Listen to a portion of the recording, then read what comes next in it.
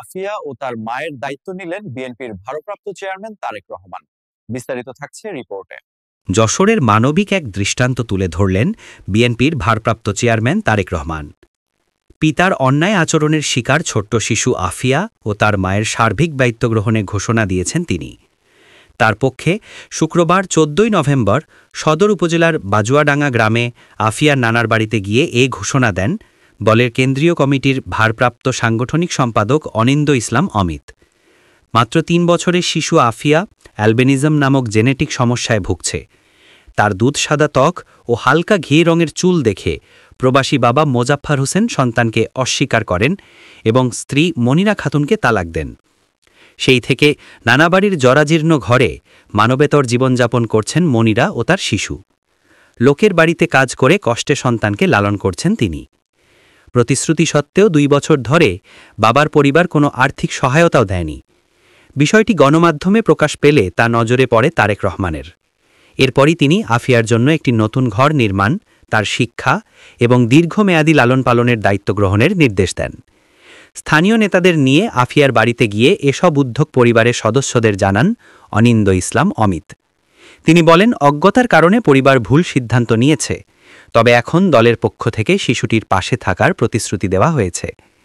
BNP পাশে দাঁড়ানো তিনি বলেন, অজ্ঞতার কারণেই পরিবার ভুল সিদ্ধান্ত নিয়েছে, তবে এখন দলের পক্ষ থেকে শিশুটির পাশে থাকার প্রতিশ্রুতি দেওয়া হয়েছে। বিএনপির ভারপ্রাপ্ত চেয়ারম্যান তারেক রহমান পাশে দাঁড়ানোর জন্য কৃতজ্ঞতা জানিয়েছেন আফিয়ার মা মনিরা খাতুন। তিনি আশা প্রকাশ করেন, এই উদ্যোগে তার মেয়ের ভবিষ্যৎ বদলে যাবে।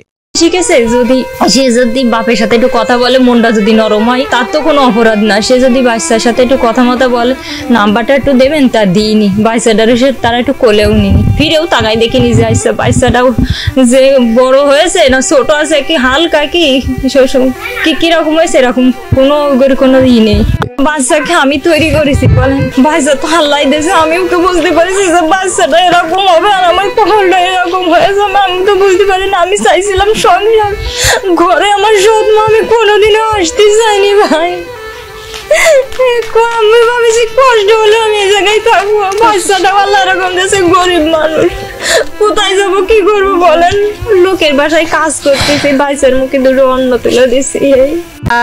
নেব না, এখন এই অনেক কষ্ট করে চলে। মনে করেন কিছুদিন খালার বাড়ি বা আশেপাশে কারো চাচারা আছে, তাদের বাড়ি মানে যে যখন 2-1 মুঠো দেয়, খায়, না দিলে না খেয়ে থাকে, এরকমের ভাবে দিন যাচ্ছে ওর। এখন পরিবার খুব অসহায়, তারা খুব গরিব মানুষ।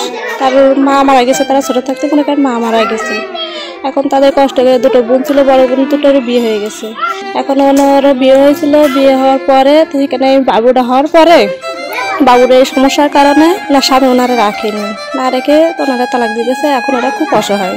এখন ওর বাচ্চা মনে করেন যে যদি যেটা তাহলে খাওয়া মানে মুখে 2টো ভাত দিতে পারে, আর না হলে পারে না। এখন তাদের খুব অসহায়। তারা পথে ঘাটে চলতে গেলে অনেক পেশেন্ট দেখেই থাকি এরকম। আমরা আসলে পেশেন্টও বলি না, আমরা নর্মাল মনে করি যে মনে হয় বিদেশিদের দেখো, বিদেশিদের মতন রং। তার মানে তার গায়ের চামড়া থেকে শুরু করে চুল, চোখের রং সবই আলাদা, এবং আমাদের মনে হয় যে যেহেতু সাদা চামড়া, বিদেশিদের মতো রং। কিন্তু আসলে এটা এক ধরনের অংশগত, মানে আমরা বলে থাকি কনজেনিটাল ডিজিজ, যেটাকে আমরা বলে থাকি আমাদের ডাক্তারি ভাষায় অ্যালবিনিজম। এখন এই অ্যালবিনিজমটা আসলে কি? অ্যালবিনিজমটা কিন্তু যে কারোর হতে পারে, এটা একটা জেনেটিক চেঞ্জের মাধ্যমে হয়।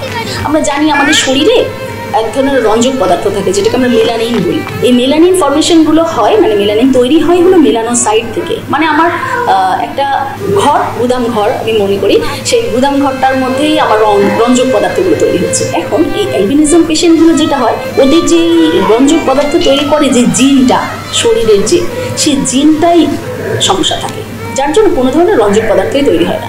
মানে আমার কোনো সাপ্লাই নাই রঙের, এইটাই আমরা অ্যালবিনিজম বলে থাকি।